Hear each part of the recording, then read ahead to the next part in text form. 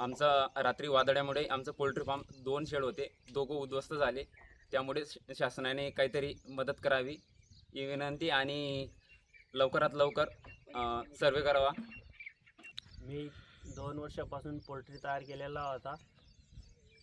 तरी सावकारी कर्ज घेऊन नातेवाईकांकडनं असं भला मोठा पोल्ट्री तयार केलेला होता 10,000 पक्षींचा. तरी माझा रात्री 7:30 वाजता वारावांदी गारपीटमुळे पूर्ण नुकसान झालं. तरी शासनाने काहीतरी खबरदारी घ्या.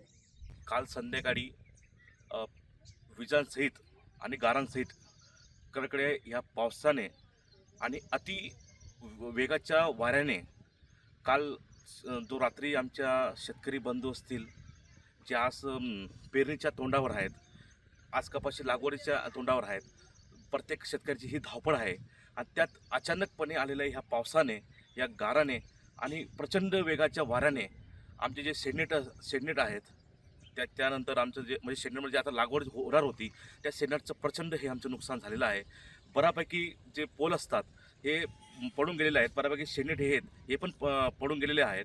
त्यानंतर पोल्ट्री फार्म आहेत गावामधले, आमच्या एक चोरड गावामधले, तर बऱ्यापैकी पोल्ट्री फार्म हे जमीनदोस्त झालेले आहेत.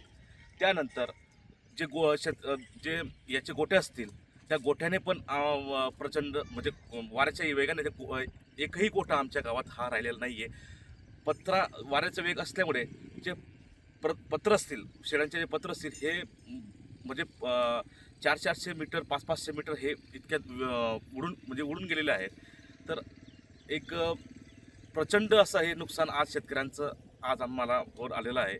तरी एक शासनाला एक विनंती आहे की लवकरात लवकर पंचनामे करून आम्हाला काहीतरी मदत करावी ही विनंती करतो.